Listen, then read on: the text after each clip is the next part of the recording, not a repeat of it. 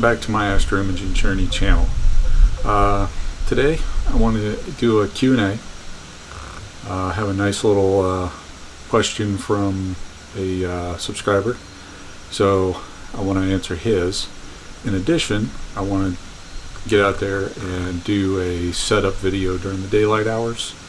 Those will be two separate videos, and also we'll see what else we can come up with. I got to clean the SCT and a bunch of other stuff, so this will be broken up into a couple episodes, but thanks for sticking with me. Alright, as promised, I've already recorded the Q&A session, so love getting my first question. Thanks for that. Now I'm going to be going through my setup. Okay, I'm also going to be doing some reviews afterwards. Again, this is all going to be a mix mash recording session that I'm going to break down later on into a couple episodes. I've got my drone out. Hopefully I can do some follow me work so that you can see some behind the scenes as well with the camera out there and everything. But right now I got everything staged up here on the porch, and I want to get out there and get the drone up in the air. Hopefully that little thing, try a little artistic work here. Hopefully that'll work out for me. And for those of you that like to be the sticklers for the rules, if you need it, contact me. I do have, I'm not telling you to kiss my ass. I am telling you that I have my FAA certificate in my wallet. I am a Part 107 licensed, FAA licensed remote pilot. So, yep, all perfectly legal. So, let's get to it. Alright, yeah, I know it's pointed down a little bit. Maybe I'll scoot down. Nah, that's not good either. First part of the setup here that I want to go over is repeatability. Okay, in the Q&A I mentioned leveling your mount is real important to good tracking. Sorry, I'm having a little bit of brain fart this morning. Maybe I haven't had enough coffee. Anywho, how do we repeat from day to day or session to session setups? We can break it all down, fold it all up, throw it in the trunk of our car, go home. Luckily here I'm at my house in my yard. I don't have to break it all the way down. So when you see, I basically break it down into essentially 3 parts: the mount, the scope, and everything attached to it, and the counterweights. Okay, so there's 2 of them, so it's technically 4 parts, but I consider the weights 1 part. So I don't have to fold up the legs and collapse them and do all that good stuff. I can just basically take the scope and everything off the mount and then carry the mount upstairs or up onto the porch, inside, into the basement, into the garage, wherever I'm going to store it for till the weather clears up. So that creates an excellent opportunity for me. Okay, I found these nice little rubber mats right here that they're only a couple bucks at Lowe's, Home Depot, online. Now I'll have a picture here up on the screen shortly, but if you look in the center right here, look, there's the pattern, the brick pattern creates a nice little X right in the middle. The feet on the CGM 2 are points. They fit in those little crosses perfectly. So it was a matter of getting my scope level as it sat on the ground, put a pad underneath it, lock everything down, put a pad underneath each leg, double check my my level, and then these things sit out here all year long.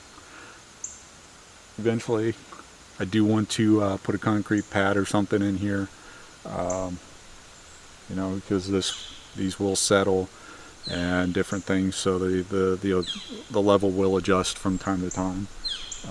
But you know, if I can get a nice concrete pad and, you know, drill some divots or something, or maybe put some vibration absorbing pads or something. I'm not sure what I'm going to do yet, but for now this was a cheap solution.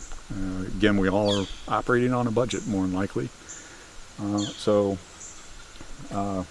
with that, I'm going to have a aerial shot of these pads here, probably from the drone, up on the screen here, and you'll see what I'm talking about. And then once I have the scope mounted and everything, you know, you'll get a better view, and I'll show you that as well. So with that, I'm going to start setting this thing up after I get my drone up in the air. Thank you. I'll be back. Okay, so the tripod is already set up, and now the fun part of getting the OTA onto the mount. Just slides right into the dovetail and lock it down. Excuse me. Next we have the counterweights going on. They just slide on and lock in. Do not forget to put that end cap back on. If one of those weights comes down, loosens up, it will, that end cap will stop it. And now that everything is attached, now I just got to go through the cables and get them hooked up. The nice thing about attaching everything to the OTA is that anything on the OTA can stay connected. Anything that's dropping to the power sources or to the mount itself are the only things that really need to be connected up. So we'll go over the cable management a little bit, but as you can see, having everything statically on there helps out. So now I'm bringing out the accessories, power, the Ethernet cable, so I can run everything from inside, a little workbench, just the little odds and ends.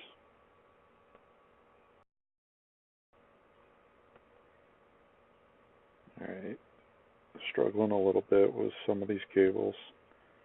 Once I finally get a 120 volt power supply for the dew heater, then I won't need the battery in it.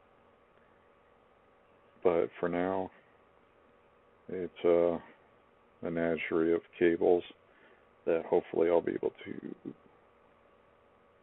connect into an outdoor power strip and make things a little bit more cleaner, hopefully someday in the future. And now we're going through the balance. Luckily this time everything was pretty well balanced. After you do this a few times, you kind of know where things need to be.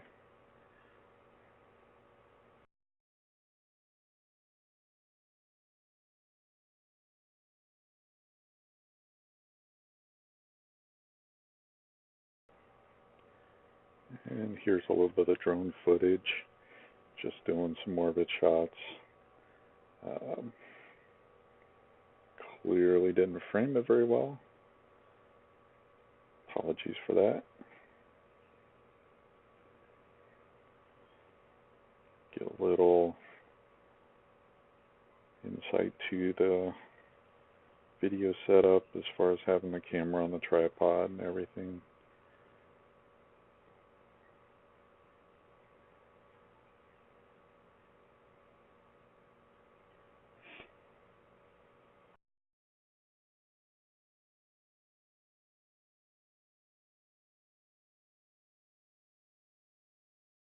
As you can see here, there's a little bit of a slope to my yard, so I did have to extend 2 of the legs out. Luckily, I did get the concrete pad that I'll be talking about here in a few minutes built, which helped out immensely.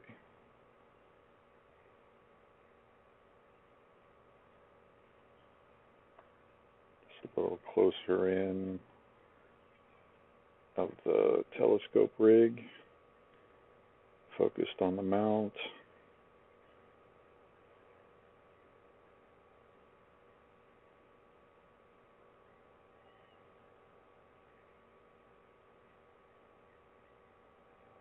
As you can see, got the DSLR mounted on the back, guide scope on the top. Everything will be going over here shortly. And just a little boom shot of the pole master and how it's mounted.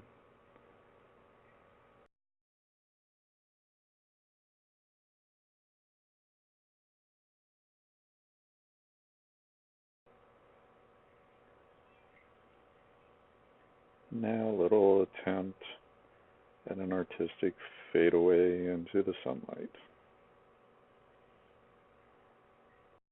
Alright, so as you can see, didn't take long to set up.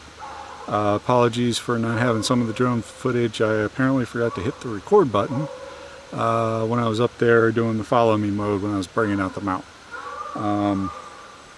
So it is what it is. Hopefully you enjoyed at least some of the orbits and some of the other stuff. Like I said, I recently just got my certification, so you know, I'm out here practicing, hoping to do some of that on the, you know, some of the commercial stuff on the side.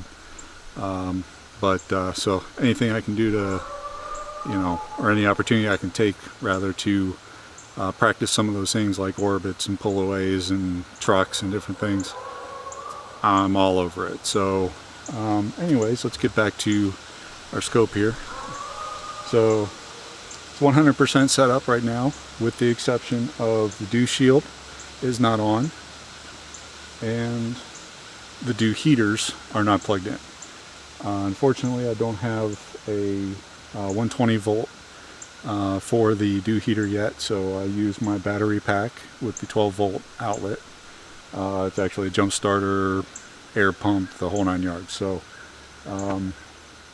you know, that's good for field use, but it also has the 12 volt adapter plug on the front, which I plug the dew heater into.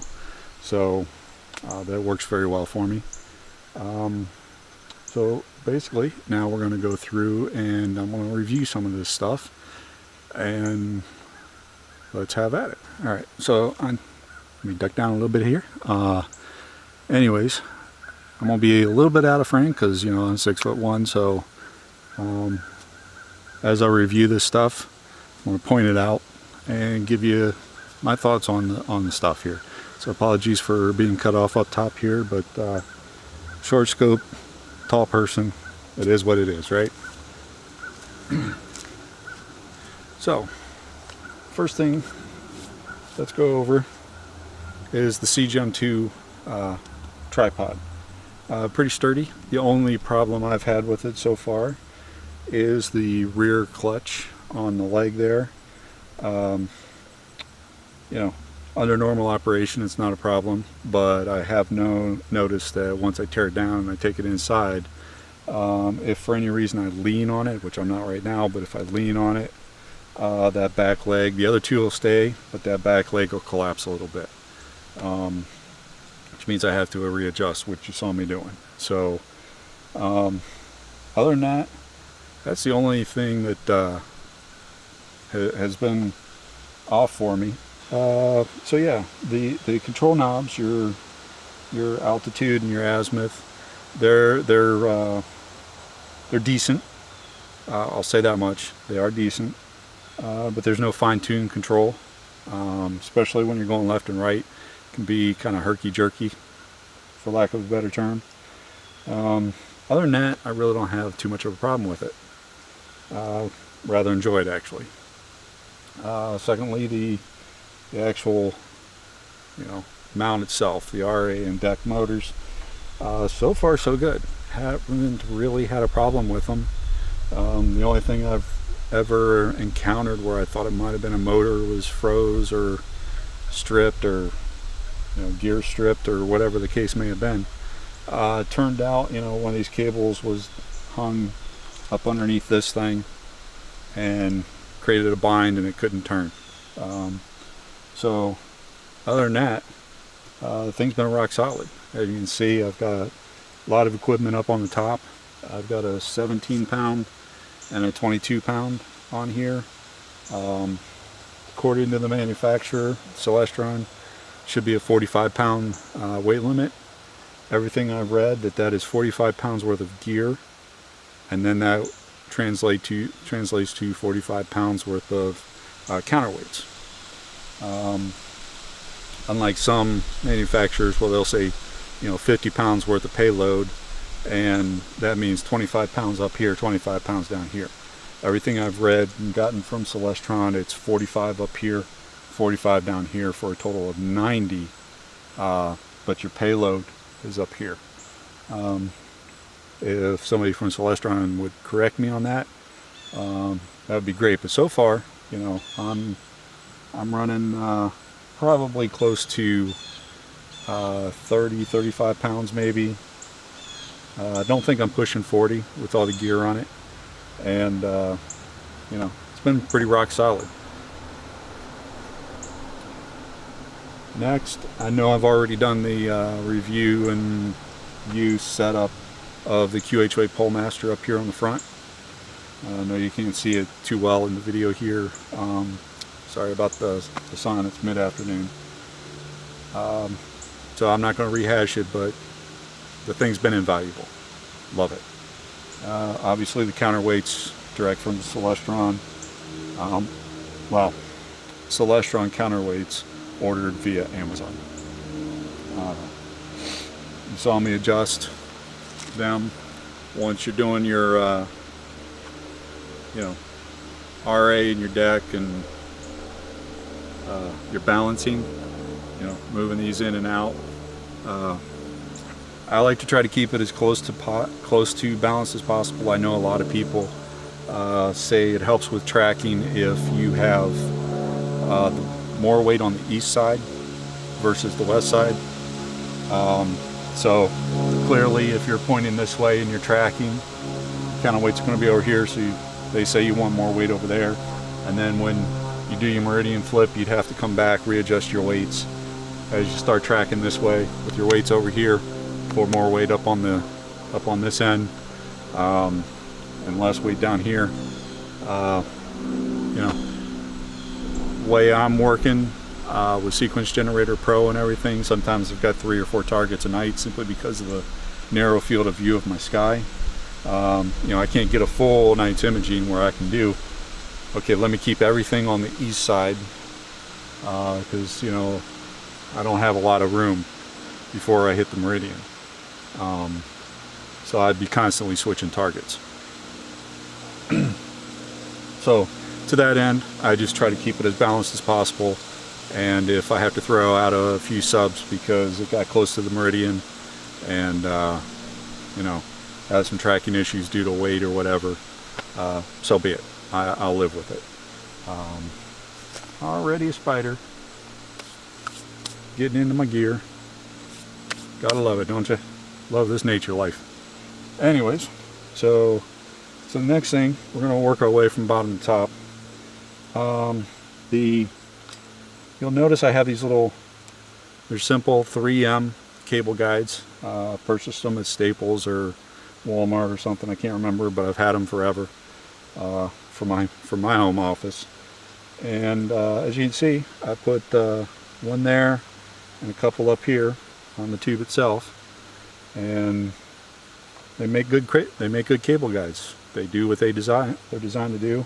I try to keep what's coming down to a minimum, that way they can slide as the scope moves, as you can see. Alright, so, and then everything that is coming up here and extra long, some of these cables, or 6-foot long USB cables or whatever, I just loop them through and have them put in the other ones up here. So you'll see I've got the ones coming from from like the auto guider and the star sense. They come down to this bottom one here and then route down that way. There's some play in these as well. And then everything that's static, that should not move, that's basically going basically up here. So like the cables for the dew heater here and the dew heater here, coming off of here, they all go through these top two here. So this one actually has two down here. So that's my cable management, because any of us that have been doing this for a little bit, cable management is key. You get one of these hung up down here, you can screw up, and you don't notice it, you can screw up quite a few images. If that cable doesn't bind, or if that cable doesn't break and it ends up binding, you can put excess wear and tear on your motor and your gears, which we don't want to have, right? So I thought that was a nice little solution. Hopefully, somebody has something different or better. I'm always open, but hey, works for me. Next we have the Thousand Oaks optical 4-channel heater control. So basically it's got the 4 ports up top, simple RCA jacks for the dew heaters. I've got one wrapped around my guide scope, and then one wrapped around the main optic, and that takes a little bit to dial in so that you're not too hot, but you're not so cold that you still get dew on there. But that was a couple nights, and I think on the third night everything was fine.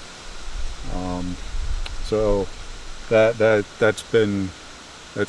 helped out immensely in keeping the dew off here, which allows the imaging sessions to go into the wee hours in the morning before I have to go to work. So love that product as well. Next, a couple of my other videos you saw I had a different USB extender on here. For those of you that are not familiar with this, this is basically what we call a media converter. You're taking one media, which is USB, and you're converting it to another media, which in this case is RJ45 or Ethernet cable. This converter here has the built-in hub. What I had before was I had a separate hub going into a media converter and then running up to the house. Now the problem that I was having was that I was troubleshooting like there was no tomorrow, because it looked like for some reason I was losing connection to, if I remember correctly, it was Sequence Generator Pro losing connection to the guide scope, and everything was going haywire.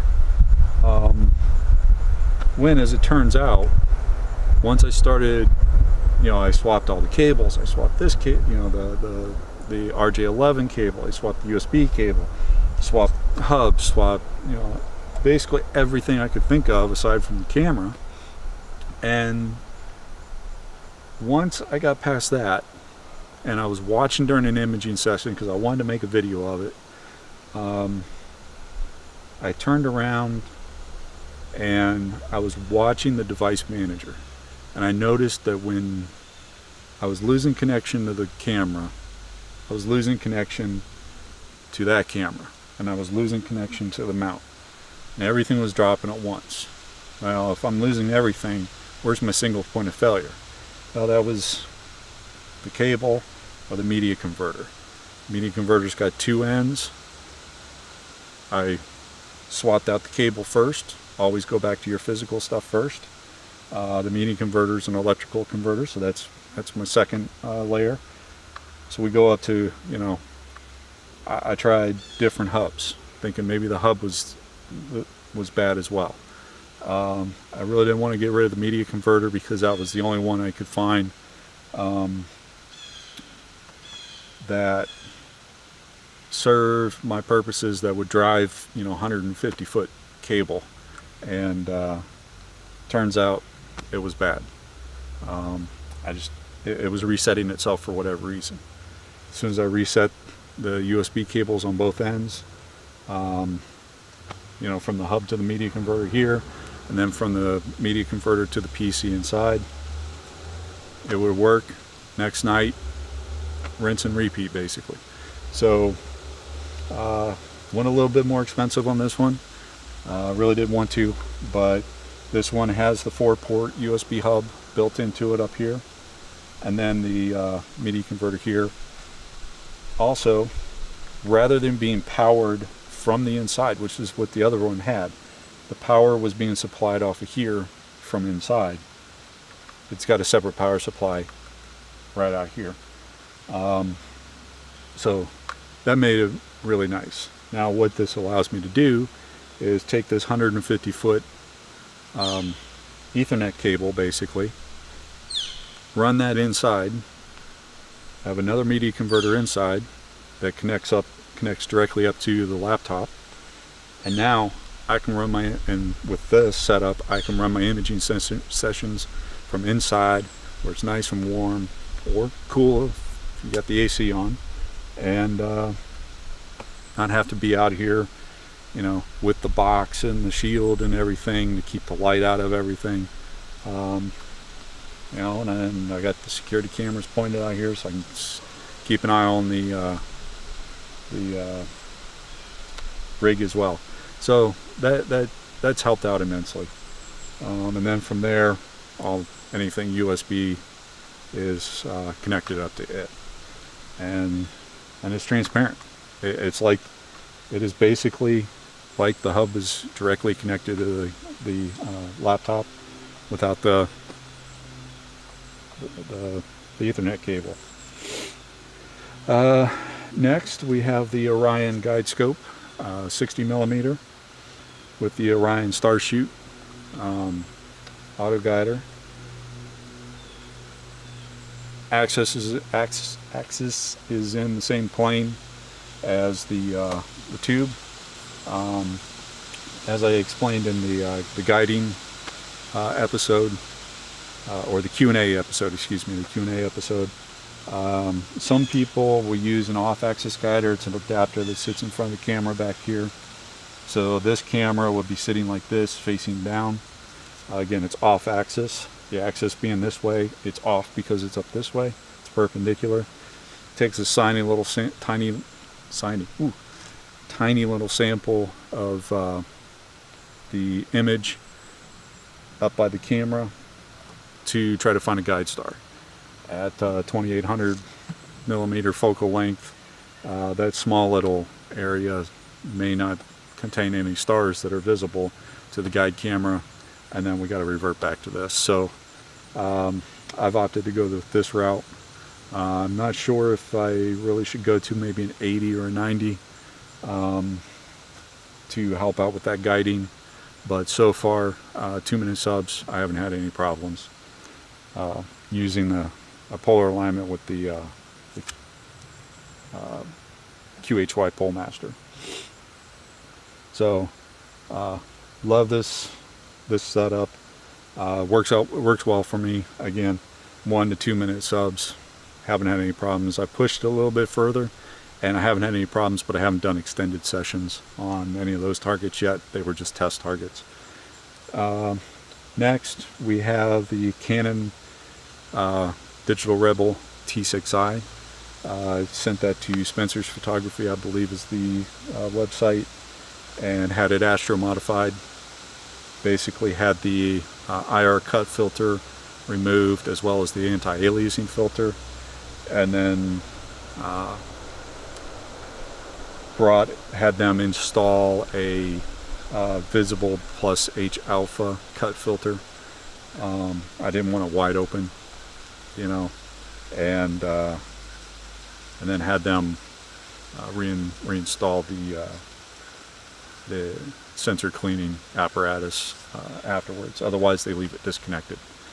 But as you can see, when I was bringing this out, everything stays connected. I can pull these off when it's time to tear it down, wrap them around my guide scope, and this whole unit stays together. I don't have to worry about my angle on this from session to session. Everything stays locked in. Everything stays happy. So works out pretty well. As you can see, I got my USB cable here, and then I also swapped out the battery unit with a AC power adapter. And if you notice, when I was hooking it up, I always tie a small knot. It's just an overhand knot. That way it doesn't pull out, or if something, deer comes by in the middle of the night,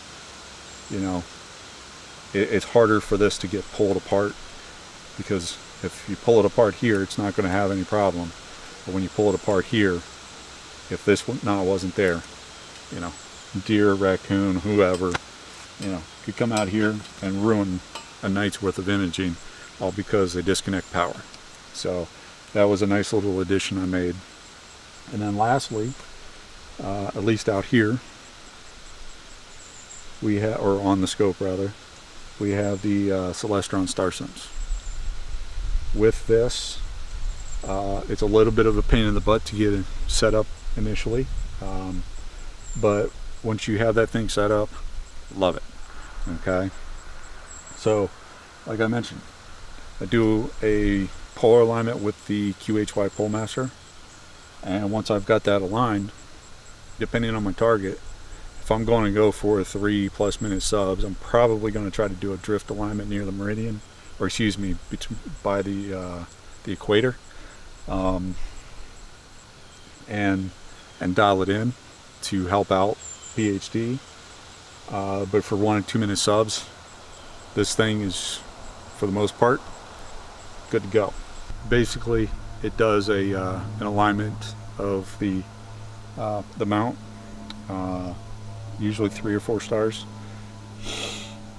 Now, that helps out if you're doing visual observing and just general stuff.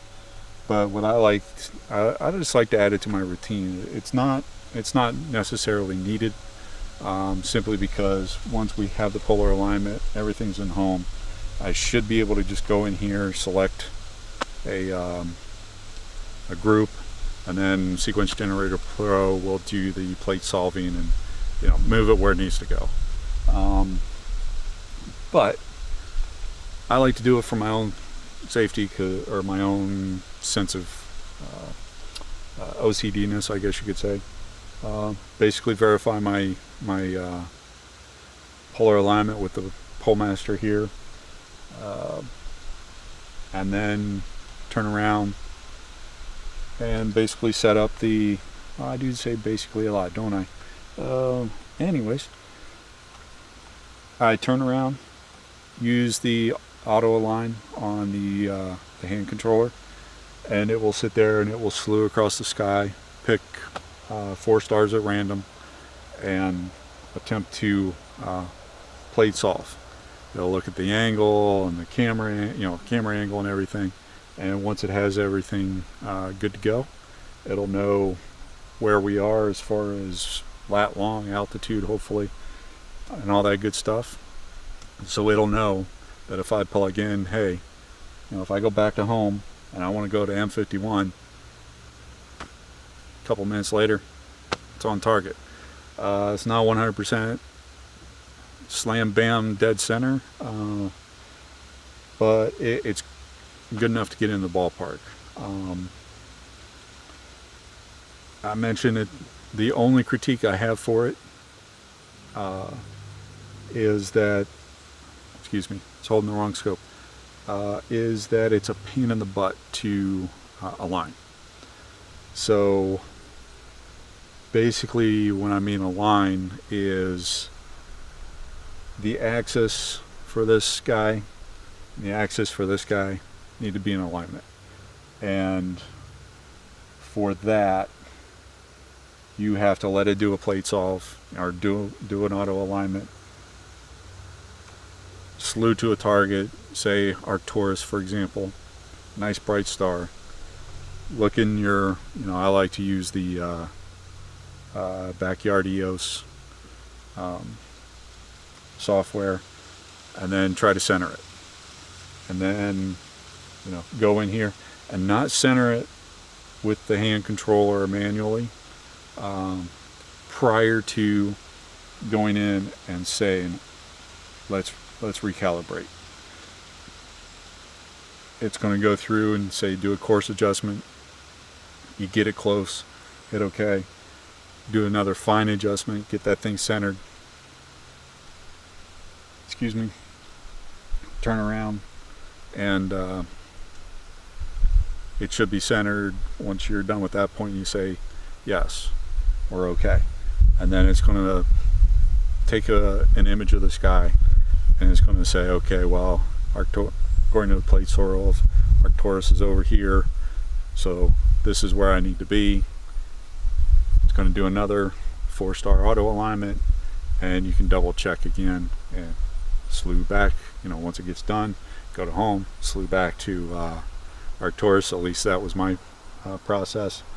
Do that a couple times, and it never seems to exactly go back 100% right, but at least the target is within the frame, and then from there it's usually not a problem. I like to do that simply because that way when whatever my first target is, so let's say tonight my first target is the Dumbbell Nebula, do my alignment, pop that thing, do the auto align, do my polar alignment off of here, off the Pole Master, do an auto alignment for the mount via the Star Sense,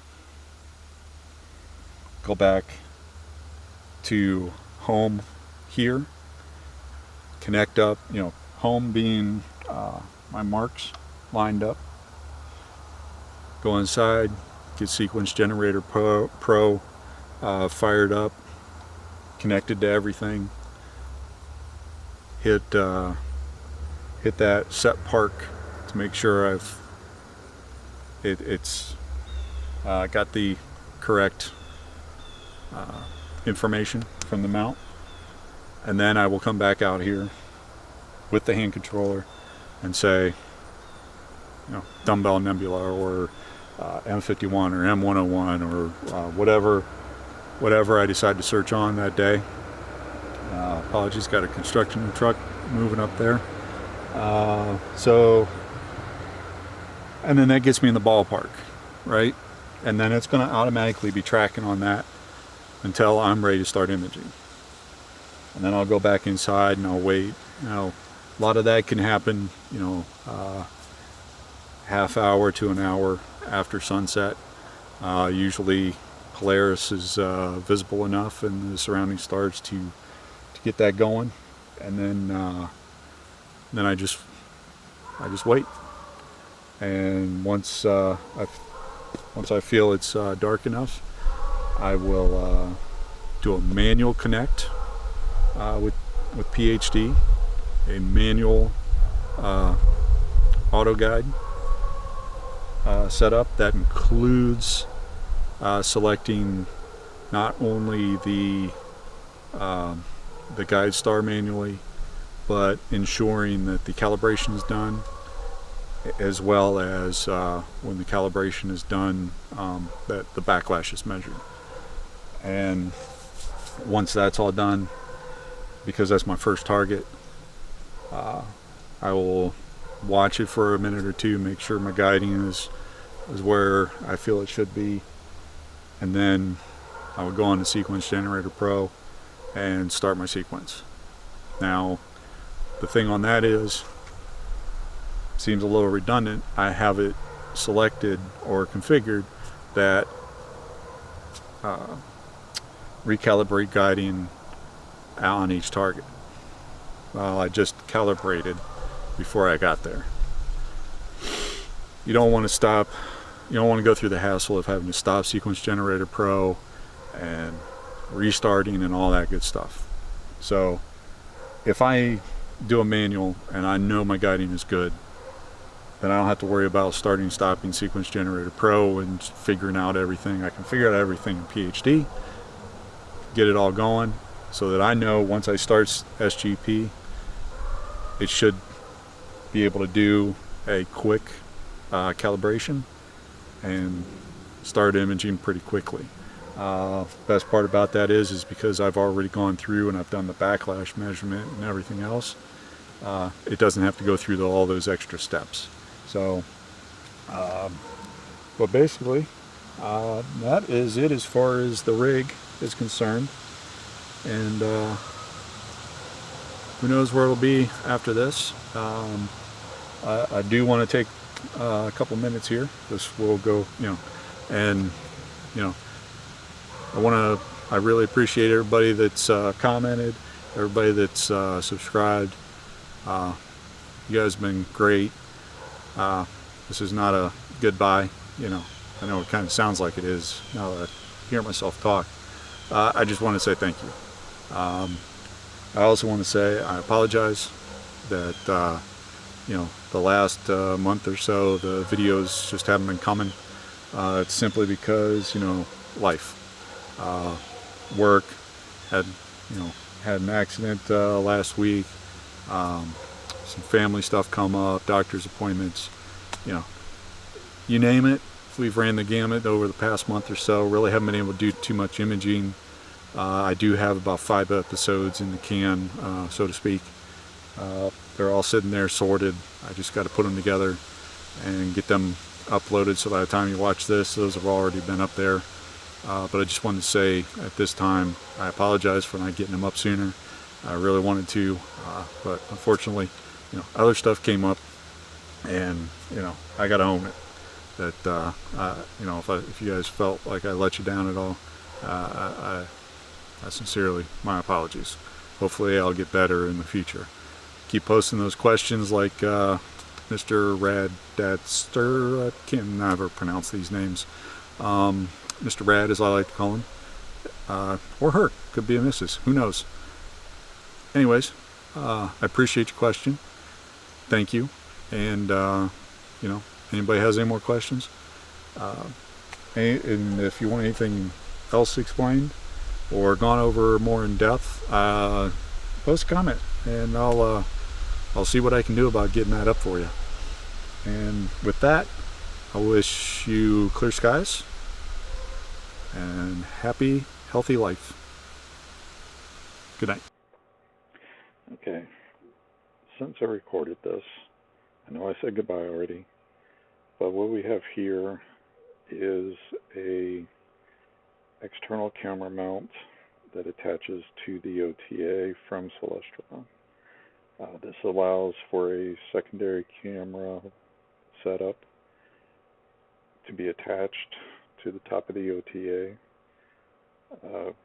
You'll see in a future video I use this during the 46P comet occurrence.